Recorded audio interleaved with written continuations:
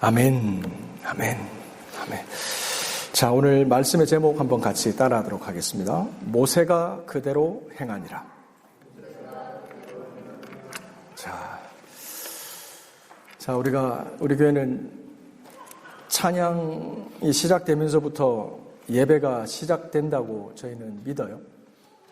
어떤 교회들은 준비 찬양이라 그래서 찬양이라고 하는 게 이제 말씀을 듣기 위한 준비 정도로 생각하는 교회가 있지만, 저희는 예배 안에 찬양 자체가 예배다라는 것을 믿어요.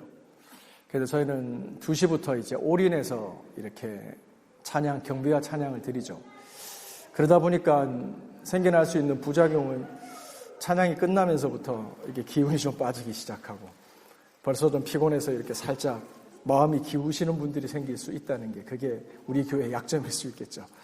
하지만 여러분들, 좌우에 계신 분들 한번 보시죠. 좌우에 고개를 돌려서 보시죠. 한번 말씀해 주실까요?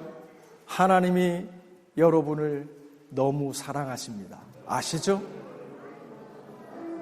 안 되겠습니다. 자리에서 일어나서 우리 최소한 5분에게 찾아가서 얘기합시다. 하나님이 여러분을 너무 사랑하십니다. 아시죠? 5분입니다. 5분. 하나님이 여러분을 너무 사랑하십니다. 아시죠? 자. 좋습니다. 5분 이상 되셨죠? 네.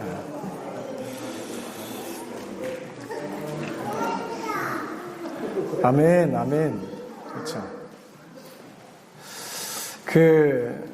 제가 지금 이 말을 드리려고 한 건 아닌데, 하여튼 제가 여러분이 기도해 주셔서, 차정수 사모님은 기도 선교를 다녀오시고 웨일즈 가서, 저는 여러분이 기도해 주셔서 어라이즈 이제 도어투도어 가가호 이제 전도하는 그 곳을 갔다 왔어요. 그러면서 제가 하루에 저를 포함해서 전도팀이 한 50가정에서 많게는 70가정을 노킹을 하고 이제 왔어요. 전도도 하고 대화도 하고. 그러면서 이제 많은 얘기들이 있지만 한 가지 나누고 싶은 건 뭐냐면, 적지 않은 사람들이 찾아와 주기를 바란다는 걸 느꼈어요. 무슨 말이냐면, 인생이 참 외롭다, 이 말이죠. 외로워서 외롭고, 예수가 없어서 외롭고, 뭔가 삶에 문제는 있는데 답을 찾지 못해서 그냥 그렇게 살아가는 사람들이 너무 많더라, 이 말이에요. 그래서 우리가 가지고 있는 답, 우리가 가지고 있는 위로, 예수 그리스도로 말미암는 그것들을 전해주고 얘기해줬을 때 그들이 고마워하는 것을 봤어요. 그래서 일면식이 없는 사람인데, 야, 혹시 네 말을 듣다 보니까 기도해주고 싶은 마음이 생기는데 기도해줘도 되겠냐? 그랬더니 그 친구, 제이슨이라고 하는 친구가 얘기해요. I am in trouble. I am in trouble. 그러면서 자기가 당한 문제들을 얘기를 하기 시작하는 거죠. 랜드로드가 자기를 쫓아내려고 sul을 걸어놓고 있고, 내 여자친구가 너무 나에게 악유를 많이 해서 내 인생이 너무 피곤하고, 내 애들을 못 본 지가 너무 오래돼서 너무 괴롭고, 라고 하는 물어보지도 않은 자기 인생의 in trouble, 문제들을 얘기하기 시작하는 거예요. 그래서 그 사람의 집 앞에서 그 친구에게 손을 얹고 기도해 줬었죠. 그랬더니 그 친구가 기도를 마치면서 하는 말이 Thank you. 너무 고맙다. 너무 고맙다. 내가 크리스마스, 이스터, 그리고 앞으로 나의 장례식 때쯤 돼서 교회에 한번 갈까 생각했는데 내가 다시 교회로 가겠다. 라는 얘기들을 하는 걸 들었어요. 우리가 이렇게 서로 이렇게 예수님의 이름으로 찾아가지고 말해주고 하는 게 별거 아닌 것 같겠지만 우리를 살리는 거예요. 살리는 거예요. 네. 그래서 여러분들이 시간 될 때마다 이렇게 하나님의 사랑을 전할 수 있는 여러분이 됐으면 좋겠습니다. 아멘이시죠? 네. 자, 오늘은 출애굽기 19장의 말씀을 가지고 하나님의 은혜를 좀 나누고자 해요. 지금 제가 출애굽기 시리즈 설교를 계속하고 있는데 아무래도 중간에 우리 권전도사님, 황전도사님 귀한 말씀 전해주셨지만 이게 제가 쭉 이어오던 흐름이 있기 때문에 제가 좀 간단히 복습을 하면서 그 흐름을 좀 다시 잡도록 하겠습니다. 하나님께서 이스라엘 백성들로 죽지 못하여 종되어 살아가게 하던 그 애굽에서의 430년을 정리하시면서 그들을 출애굽시켰어요. 종으로 살아가던 삶을 뒤로하고 이제는 종이 아니라 하나님의 백성으로 전사로 하나님의 군대로 살아가는 자로 하나님이 구원하셨어요. 그러면서 그들에게 약속을 주셨어요. 내가 너희를 인도해 갈 땅이 있다. 너희들을 통해서 행할 일이 있다. 라고 하는 꿈과 비전과 약속을 주셨어요. 그게 어디입니까? 하나님이 인도해 가기 시작했어요. 근데 성경을 보고 지도를 봐도 분명히 출애굽해서 그 약속의 땅 가나안으로 가기까지는 지름길이 있었어요. 쇼컷이 있었단 말이에요. 근데 하나님은 그들을 지름길을 통해서 약속의 땅으로 인도하지 않으셨어요. 빠른 길이 있는데 놔두고 하나님은 광야길, 돌아가는 길을 택하셔서 그들을 약속의 땅으로 인도해 가셨죠. 우리는 배웠습니다. 그렇게 하신 데는 이유가 있다는 거예요. 우리들의 삶도 마찬가지입니다. 때로는 뭔가 이게 지금 좀 터져줘야 되는데 뭔가 내가 그동안 게으르게 산 게 아니라 성실하게 믿음으로 살아왔는데 이 정도의 일은 이 정도에서 해줘야 되는데 라고 느껴지고 급박한데 이 일들이 지연돼요. 뭔가 반복되고 재현되고 더뎌지는 걸 보게 된다 이 말이에요. 그때 우리는 이 출애굽기 말씀을 기억하며 생각해야 돼요. 이유가 있는 겁니다. 하나님의 선한 의도를 가지고 하나님이 행하시는 이유가 있었던 거죠. 이스라엘 백성을 쇼컷 지름길로 인도하지 않고 광야길로 돌아가게 하신 이유가 뭐였습니까? 그들을 준비시키시기 위한 거예요. 성경에 보면 분명하게 이스라엘 백성이 그 종으로 살아가던 애굽 땅에서 출애굽하여 나올 때 성경은 그들이 하나님의 군대가 애굽에서 떠났다라고 기록해요. 이거는 굉장히 이상한 표현이었죠. 왜냐하면 그들은 종으로 살아서 종이 나왔지 하나님의 군대라고 이름 붙이기에는 너무 맞지 않았거든요. 그런데 하나님은 그들을 구원하실 때부터 그들 하나님의 군대라고 불렀죠. 하나님이 부르시면 그게 시작점이에요. 그걸 믿음으로 받고 시작하는 거죠. 근데 중요한 건 뭐예요? 하나님이 하나님의 군대로 불렀지만 그들은 아직 준비되지 못했던 거예요. 그래서 그들은 광야길을 걸으면서 준비되기 시작했어요. 그게 훈련이에요. 우리들의 신앙생활도 똑같다 그랬습니다, 여러분. 우리들이 매일매일 일주일, 한 달, 1년 살아가면서 우리들의 신앙생활에서 제일 중요한 요소 중에 하나는 우리가 훈련되어지고 있느냐라고 하는 포인트예요. 하나님은 우리를 준비시키시기 때문에 내가 훈련되어지고 있느냐라는 게 되게 중요해요. 그래서 하나님은 그 뜻을 가지시고 그 이유를 가지시고 광야길로 그들을 인도하셨죠.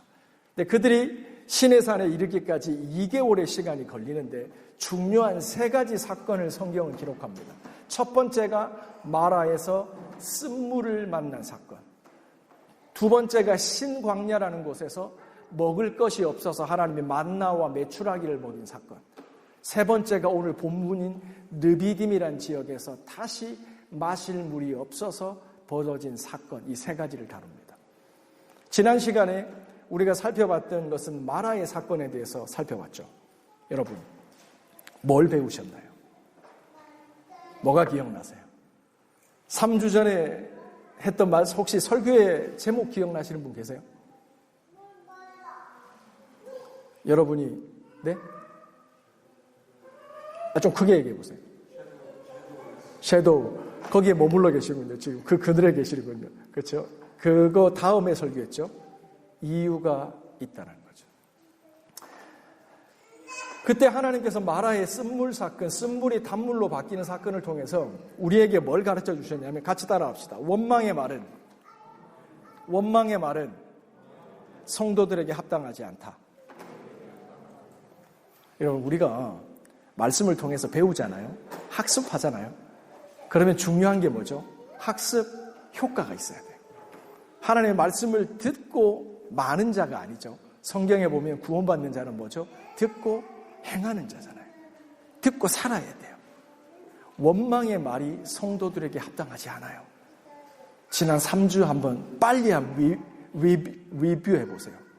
혹시 원망의 말을 하지 않으셨나요? 원망의 말은 성도들에게 합당하지 않아요. 첫 번째 이유예요. 원망의 말의 결과는 멸망이에요. 원망은 멸망을 자초해요. 여러분이 실험 정신을 가지고 오늘부터 일주일만 딱 다른 말 하지 말고 남편에 대해서, 아내에 대해서, 자녀에 대해서 원망만 해보세요. 숨만 쉬고 원망만 하는 거예요. 그러면 성경이 하나님의 말씀이라면 내 가정이 어떻게 돼 있을까요? 거의 destroy 돼 있을 거예요. 모든 관계가 다 깨져요. 원망은 멸망으로 인도해요. 그러므로 성도들은 원망의 말을 버려야 돼요. 고린도전서 10장 10절로 가봅시다.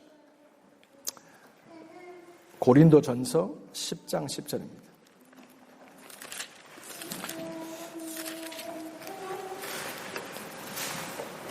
제가 읽어드리겠습니다. 신약성경 274페이지에 있고요. 고린도전서 10장 10절. 저희 중에 어떤 이들이 원망하다가 멸망시키는 자에게 멸망하였나니 너희는 저희와 같이 원망하지 마라. 아멘. 자, 절 보시죠. 제가 자주 말씀을 드리는데 여러분, 이 세상이 보여지는 세상만 있는 게 아니라 보여지지 않는 영적 세계가 있다는 거 아시죠?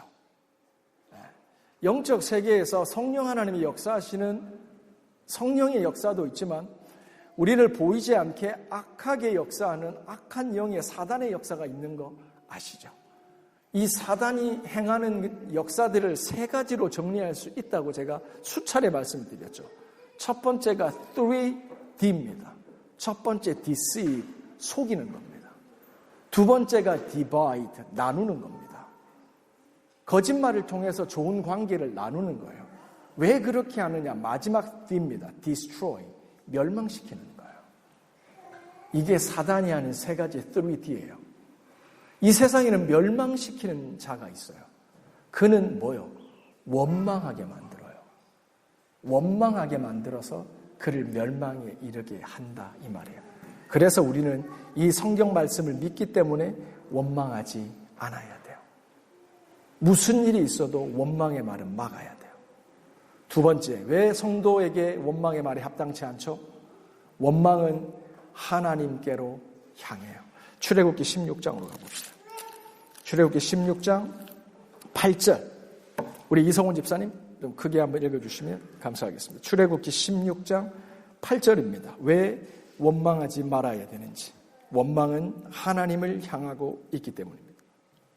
모세가 또 가로되 여호와께서 저녁에는 너에게 고기를 주어 먹이시고 아침에는 떡으로 배부르시니 이는 여호와께서 자기를 향하여 너희의 원망하는 그 말을 들으셨습니다. 우리가 누구냐?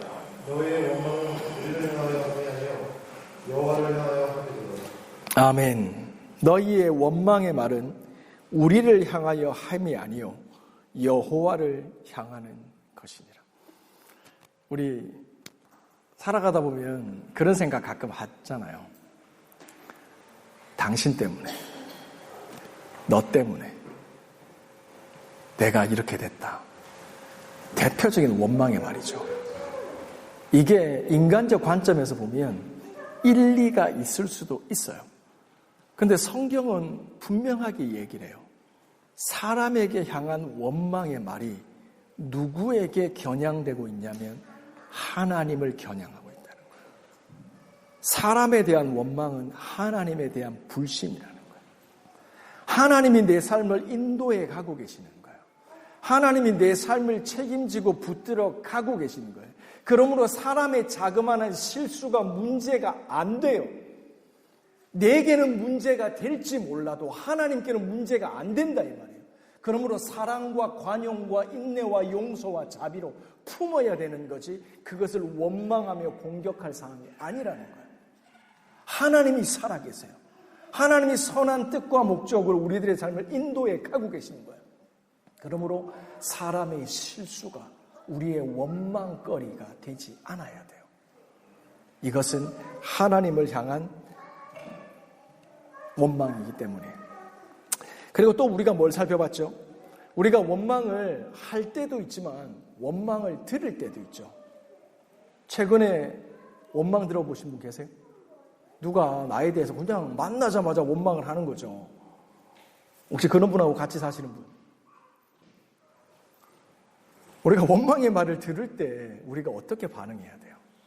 모세를 통해서 우리는 봤죠. 모세는 이스라엘 백성에게 원망을 들었어요. 눈만 뜨면 원망해요. 근데 모세가 어떻게 했죠? 야, 나도 할 말이 있어. 이렇게 반응하지 않았죠.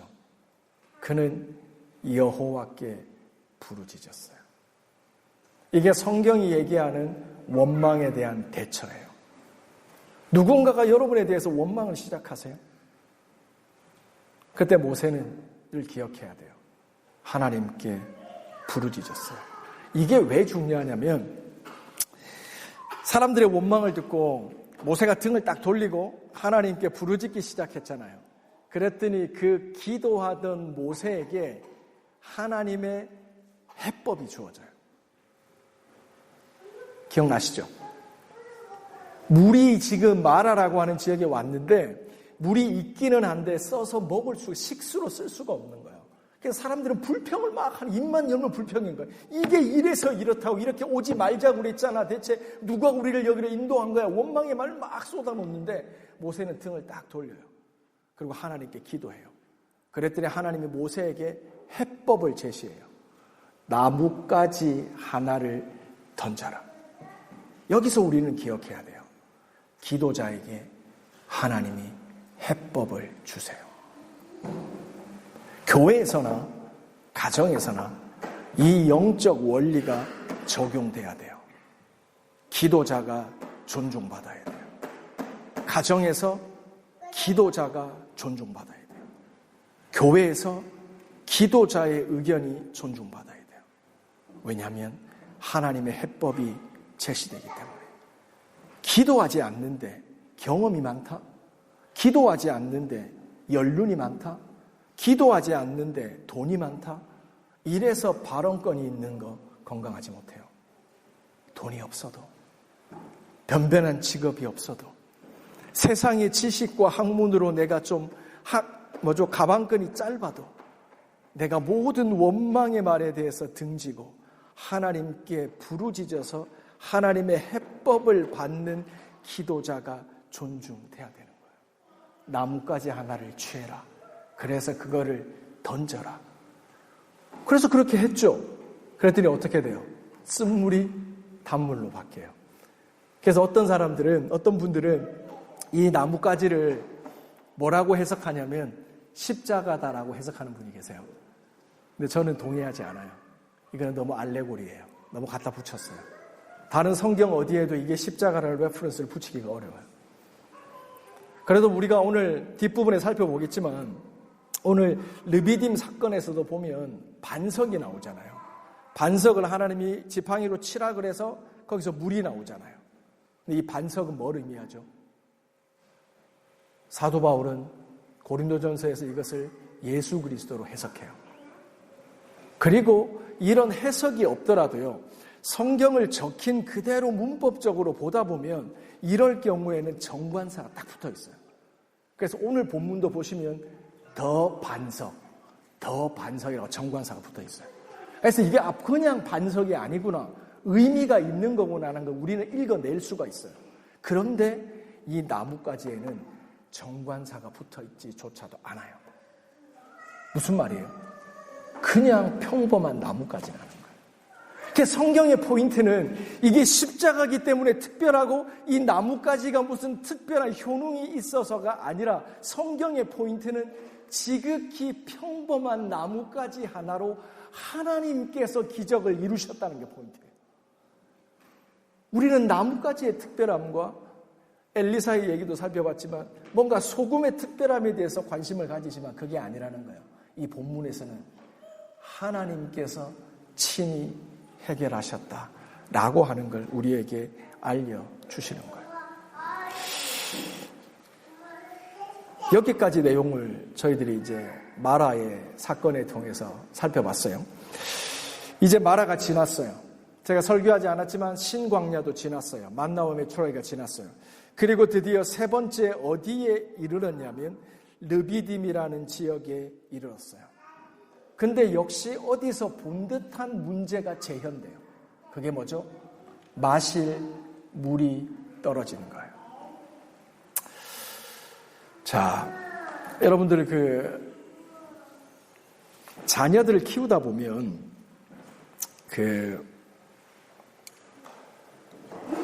자녀마다 차이가 좀 있잖아요. 근데 여러분의 자녀들 중에서 하나만 있으시면 잘 모르시겠지만 둘, 셋 정도 있으면 이렇게 구별이 되실 거예요. 혹시 자녀 중에 학습 능력이 좀 뛰어난 애가 몇째세요? 속으로 답을 해보세요. 그리고 여러분의 자녀 중에서 좀 이렇게 학습 효과가 좀 떨어지는 자녀가 있을 수 있죠. 그 자녀는 또 누구세요? 똑같이 가르쳤는데 날마다 처음 가르친 것처럼 학습 효과가 잘 나타나지 않는 자녀들이 있죠. 저희 집에도 있어요. 분명히 똑같은 걸 가르쳤는데 교육했는데 그 다음 상황이 됐는데 그 학습 효과가 나타나지 않는 거죠. 르비딤이란 지역에 이르렀어요. 똑같이 물이 없는 문제가 발생했어요. 그랬는데 이스라엘 백성이 괜찮아요. 괜찮아요. 그렇다고 애기를 코를 막으면 어떻게 해야죠? 괜찮아요. 그러면은 우리 같으면 학습 효과가 좀 있는 사람들이라면 이거 어디서 많이 봤는데 마라에서 우리가 물이 없어 봤는데 그때 하나님께서 직접 한 나뭇가지를 통해서 직접 우리에게 기적을 베풀어 주셨지. 그럼 하나님의 의도가 있는 거구나. 뜻이 있는 거구나. 라고 하나님을 찾아야 되잖아요. 그런데 오늘 본문에서 이스라엘 백성은 학습 효과가 보이지 않아요. 그들이 보인 반응을 보면 조금 어처구니가 없어요. 우리 1절 말씀 다시 보겠습니다. 17장 1절입니다. 제가 읽어드립니다. 이스라엘 자손의 온 회중이 여호와의 명령대로 신광야에서 떠나 그 노정대로 르비딤의 장막을 쳤으나 백성이 마실 물이 없는지라. 이 말씀을 보면요, 이스라엘 백성이 하나님의 말씀대로 명령대로 신광야를 떠났어요. 그들이 임의대로 떠난 게 아니에요. 하나님의 말씀을 따라서 신광야를 떠났어요. 그리고 뒤에 보세요. 그의 노정대로 계획대로 그들은 르비딤이라는 곳에 도착했어요. 여기까지는 좋죠. 근데 무슨 일이죠? 마실 물이 없다는 거예요. 여기서 우리가 한 가지 살펴볼 거는 르비딤이라는 곳의 그 뜻은 뭐냐면 이게 안식처라는 뜻이에요. 르비딤이라는 말의 뜻이 안식처라는 곳이에요. 이제 안식처에 도착을 했는데 안식할 수가 없는 이유예요. 왜냐하면 물이 없기 때문이에요. 말씀드린 것처럼 마라에서의 하나님께서의 학습이 효과가 있었으면 그들은 하나님이 이런 훈련을 다시 반복하시는 의도와 의중을 물었어야 돼요. 그런데 그들은 그렇게 하지 못해요. 오히려 그들은 어떻게 하죠? 2절 말씀을 보세요. 백성이 모세와 다투어 가로되 우리에게 물을 주어 마시게 하라. 여기 보면 여러분이 이걸 잘 보셔야 되는데 마라에서의 사건이 출애굽기 15장이잖아요. 이때하고 17장의 사건이 굉장히 비슷한데 상황이 학습을 통해서 개선된 게 아니라 이스라엘의 반응이 뭐 돼 있어요? 악화되어 있는 게 보여야 돼요. 물이 없다고 이제는 원망하는 게 아니라 모세와 다투고 있는 걸 보게 돼요. 학습을 통해서 개선되는 게 아니라 악화된 걸 보게 돼요. 기적을 체험했는데 믿음의 사람이 되어 있는 게 아니라 그들은 더 육적인 반응을 보이고 있다는 게 읽혀져야 돼요. 여기서 다투다라고 하는 말이 어떤 뜻이냐면 21장으로 한번 가보세요. 출애굽기 21장 18절. 우리 이런 집사님 크게 한번 읽어주세요. 출애굽기 21장 18절.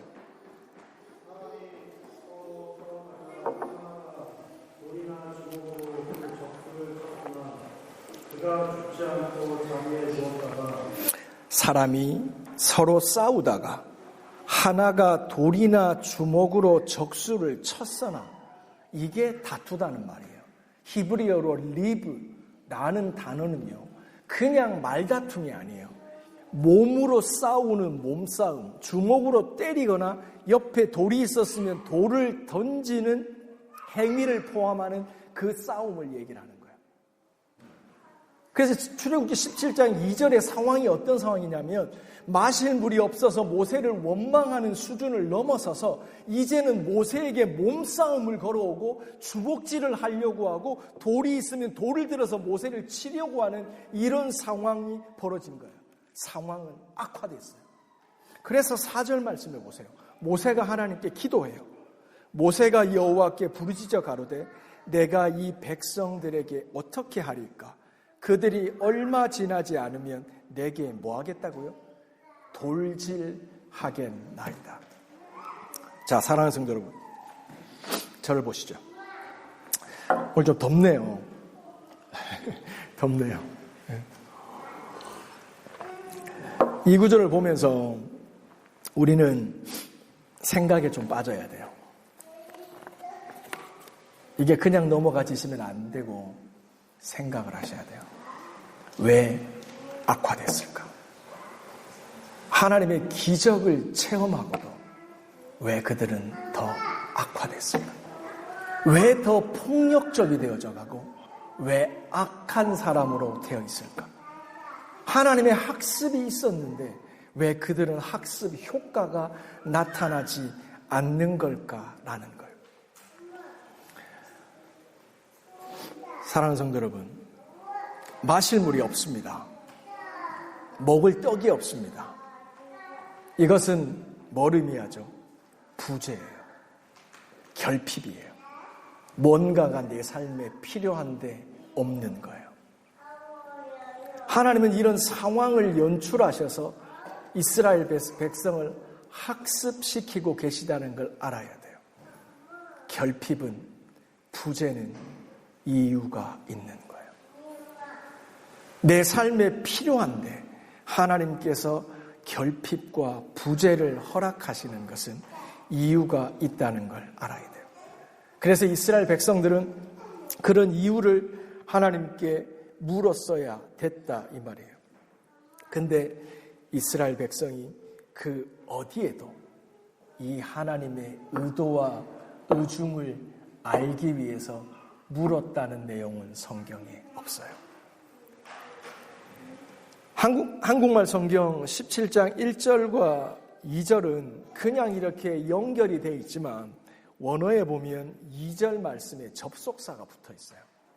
그들이 르비딤에 이르렀는데 물이 없는 걸 발견하자마자 모세에 대해서 다투고 싸움을 걸기 시작했다는 거예요.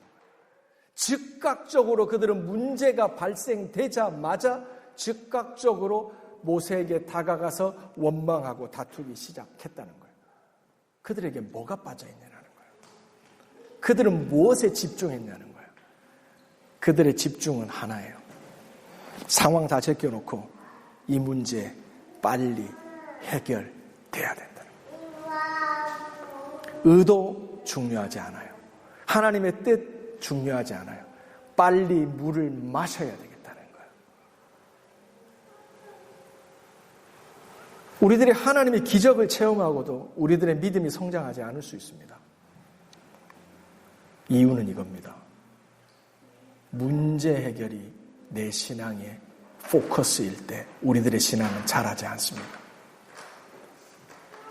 하나님이 내게 돈을 안 주시는 경제적인 어려움을 주시는 이유, 하나님이 내 삶에 관계적인 어려움을 주시는 이유, 하나님이 나를 돌아가도록 내 삶을 지연시키는 이유가 있다는 걸 알고 그 뜻을 깨닫기 위해서 하나님께 전심으로 나가는 시간이 필요한데 성경에는 그것이 빠져 있어요.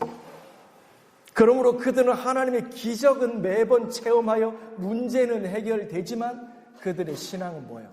자라지 않아요. 우리 요한복음 6장으로 한번 가볼까요? 요한복음 6장.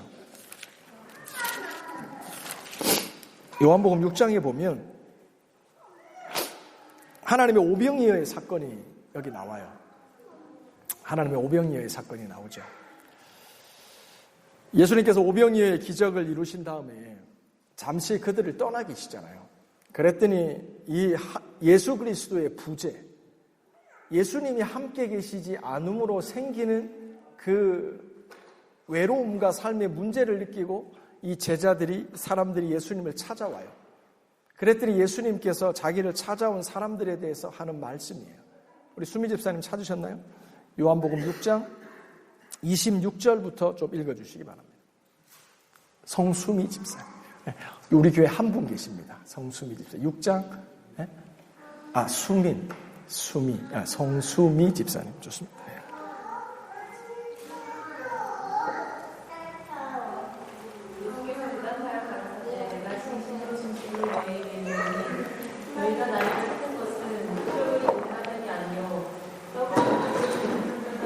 한 번만 더 읽어주십시오. 예수께서 대답하여 가라사대 내가 진실로 진실로 너희에게 이르노니 너희가 나를 찾는 것은 표적을 보는 것이 아니요 떡을 먹고 배부른 사람이다. 아멘. 수미 집사님, 이 말씀 이해하세요? 아멘이시죠? 그렇죠. 수미 집사님이 누군데 이 말씀을 이해 못해. 제가 전에도 말씀드렸죠.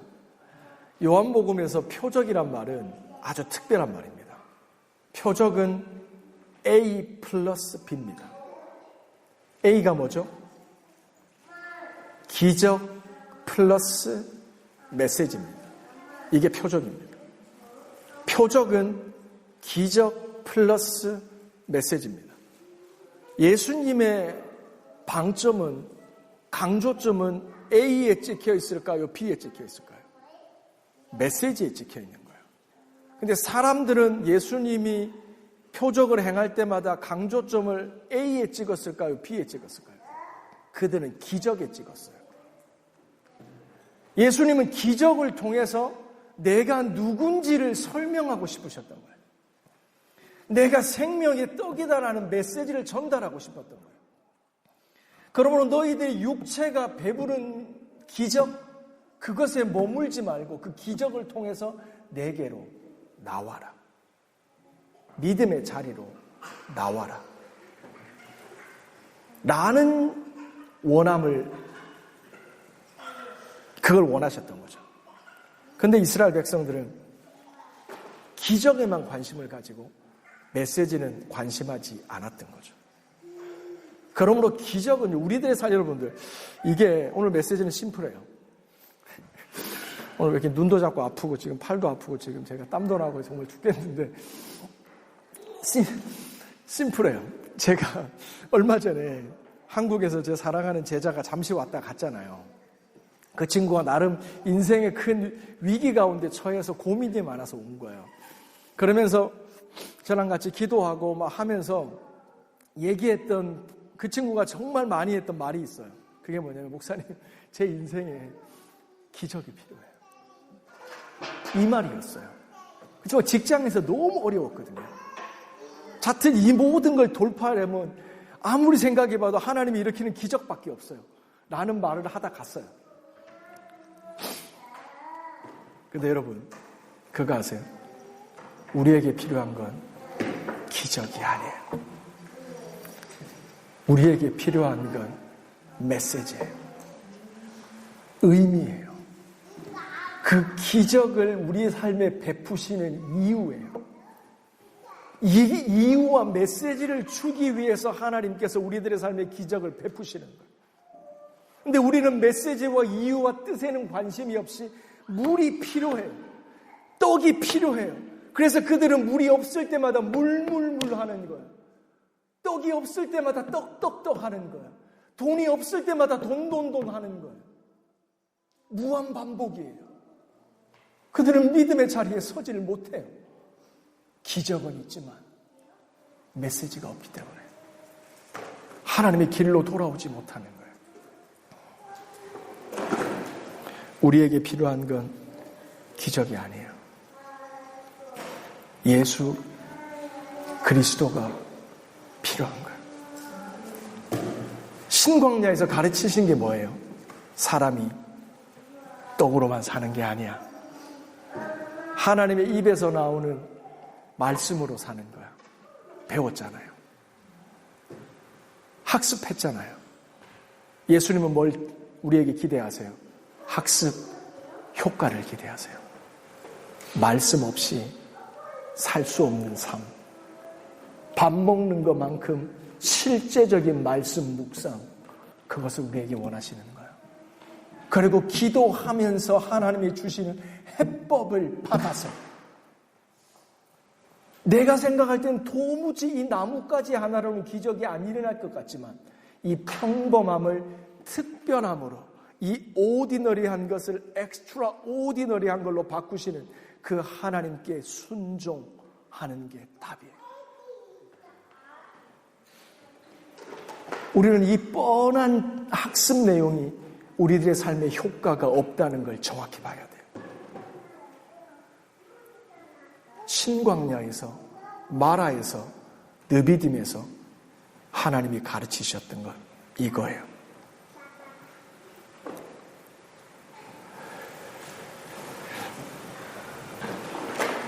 여러분, 오늘 말씀을 제가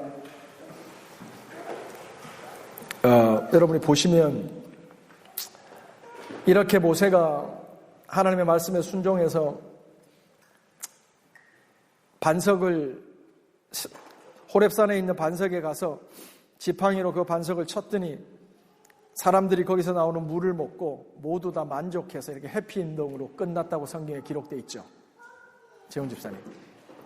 그렇게 성경에 기록되어 있죠. 재원 집사님. 재혁 집사님. 그렇게 성경에 기록되어 있죠. 아니, 무슨 말인지 알아요, 지금? 모세가 하나님 말씀에 순종해서 호렙산 반석에 가서 지팡이로 반석을 치라 그랬잖아요.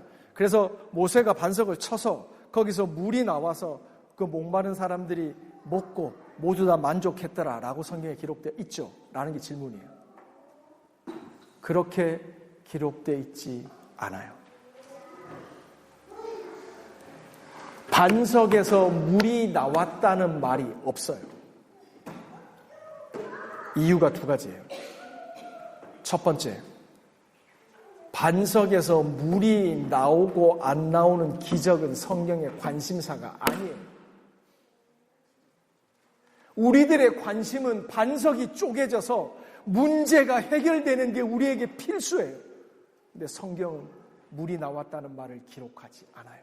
첫 번째 이유는 그게 성경의 포커스가 아니기 때문이에요. 두 번째, 왜 그 말이 없느냐? 모세가, 오늘 설교 제목이 뭐죠? 모세가 그대로 행하니라. 모세가 하나님의 말씀대로 반석에 가서 지팡이로 그걸 쳤더라. 모세가 그대로 행했다는 말로 오늘 내용이 끝나요. 이거면 충분한 거예요. 믿음의 사람은 순종만 하고 그 뒤 결과는 안 봐도 뻔한 거예요. 이게 믿음이에요. 순종이 기적을 불러일으키는 거지 다른 게 아닌 거예요. 모세는 그냥 순종해요. 그거면 충분한 거예요. 여러분, 순종이 어떤 건 줄 아세요? 쉽지 않아요. 지금 하나님께서 우리 공동체를 개인별로, 가정별로, 공동체별로 이 순종을 훈련시키시는데 지금 17장 1절에 물이 없잖아요. 옛날에도 물이 없었는데 상황은 비슷한데 17장 2절에 보면 사람들의 반응이 더 폭력적이고 악하게 돼 있잖아요. 주먹으로 때리려고 그러고 돌만 있으면 치려고 그러잖아요. 그래서 모세가 하나님께 기도했잖아요. 그랬더니 하나님께서 기도를 듣고 해법을 제시해요. 근데 뭐라고 제시해요? 기원 집사님 4절 말씀 한번 읽어주세요. 17장 4절. 내가 이 백성이 어떻게 그 열만을 내게 구별하였느니라. 5절까지. 여호와께서 모세에게 이르시되 백성을 백성 앞을 지나가서. 아멘. 여호와께서 기도하는 모세에게 얘기하세요. 내 백성 앞을 지나가서. 여기서 백성 앞을 지나가다라고 할 때 이 앞을이라고 하는 원어에 보면 얼굴이라는 단어가 들어가 있어요. 무슨 말이냐면 자기를 주먹질하고 자기를 원망하다 못해서 폭력하며 돌로 치려고 하는 그 사람들의 면전 앞을 지나가라는 말이에요. 골방에서 모세야 기도해 이게 아니에요. 문제를 직면하라는 거예요. 직면이에요. 이거. 골방에서 숨어서 기도하라는 게 아니라 그 자신을 향해서 폭력적이고 악하게 반응하는 그 사람 앞을 지나가라고 얘기합니다. 사랑하는 성도 여러분, 우리가 모세를 여러 가지로 얘기할 수 있지만 모세는 기도자예요. 아까도 마라 얘기 때 살펴봤지만 모세는 원망에 대해서 대처하는 성경적 태도에 대해서 우리에게 가르쳐줘요. 하나님께 부르짖어요. 근데 모세는 기도자인데 단순한 기도자가 아니에요. 우리 같이 한번 따라합시다. 모세는 단순한 기도자가 아니라 순종하는 기도자였다.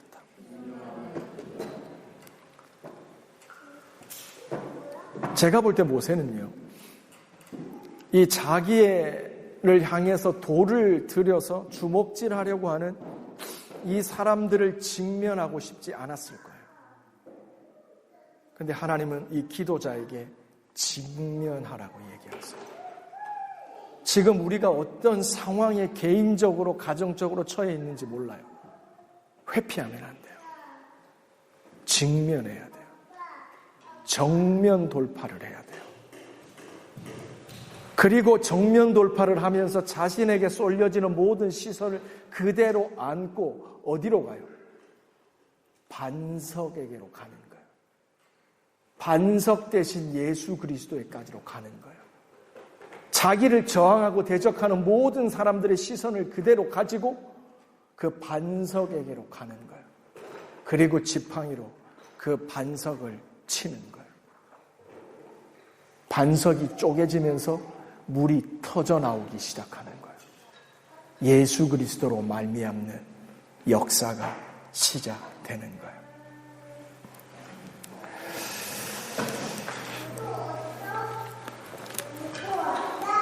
사랑하는 성도 여러분, 말씀을 정리할게요. 하나님께서 우리 한 가정 한 가정 한 명 한 명들을 이 모세처럼 이렇게 사용하기 원하신다는 마음이 제 가운데 있어요. 뭐냐면 세상 사람들로 하여금 여러분의 가정과 여러분의 개인을 주목하게 만드시는 거예요. 미워서 원망하는 눈으로 바라보든 어떤 이유에든 그 시선을 여러분에게 고정하도록 만들고 계시는 거예요.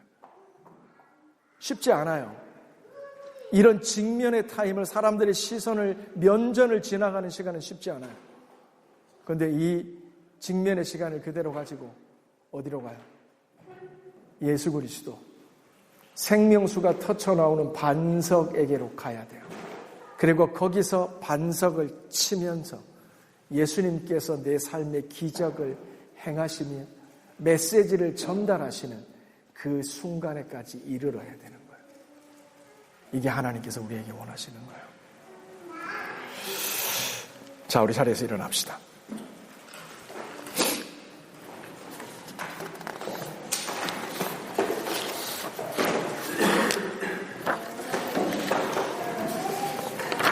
이 시간 하나님의 말씀 기억하면서 저희가 기도하기를 원해요. 제가 하나님의 말씀 읽어드립니다. 주신 말씀 기억하고요. 우리 하나님 말씀 들으며 기도하는 시간 갖도록 합니다. 제가 읽어드립니다. 너희 목마른 자들아 물로 나오라. 돈 없는 자도 오라. 너희는 와서 사 먹되 돈 없이 값 없이 와서 포도주와 젖을 사라. 너희가 어찌하여 양식 아닌 것을 위하여 은을 달아주며 배부르게 못할 것을 위하여 수고하느냐. 나를 청종하라. 그리하면 너희가 좋은 것으로 먹을 것이라. 너희들의 마음이 기름진 것으로 즐거워질 것이라. 너희는 귀를 기울이고 내게 나와서 들으라. 그리하면 너희 영혼이 살리라. 내가 너희에게 영원한 언약을 세우리니 곧 다윗에게 허락한 확실한 은혜니라. 우리 같이 기도합니다. 같이 하나님께 기도합니다. 주님 이 시간 하나님의 말씀, 하나님 우리를 초청하시는 주님의 말씀, 회피하고 싶으나 외면하고 싶으나 직면하라 하시는 하나님의 말씀, 면전을 지나가며 조롱당하고 주먹질당하고 위험스러운 삶의 국면이 기다리나 아버지 믿음으로 순종하며 갑니다. 이 눈에 아무 증거 보이지 않아도 믿음만을 가지고 갑니다. 순종합니다. 하나님 내 안에 학습하시며 가르치시는 말씀, 오늘도 변함없이 내 영혼에 지시하시는 말씀, 내가 엎드려 깨닫고 주의 뜻과 길로 내가 돌이키며 하나님 나갑니다. 아버지 내 눈을 밝혀주십시오. 우리들의 영혼의 진리의 빛을 비추어 주십시오. 아버지 기적의 눈먼 영혼을 고쳐주십시오. 아버지 문제 해결에 집중됐던 나의 신앙이 이제는 순종으로 나갑니다. 우리들의 기적이 필요한 것이 아닙니다. 기적의 하나님, 그 하나님이 우리들의 삶에 필요함을 고백합니다. 주님, 이 시간도 하나님께서 더 주님 곁으로 저희들을 인도하여 주시고 저희들을 부르셔서 하나님 구하고 찾는 것에 더 나아갈 수 있도록 하나님이 역사하여 주시옵소서. 주님 사모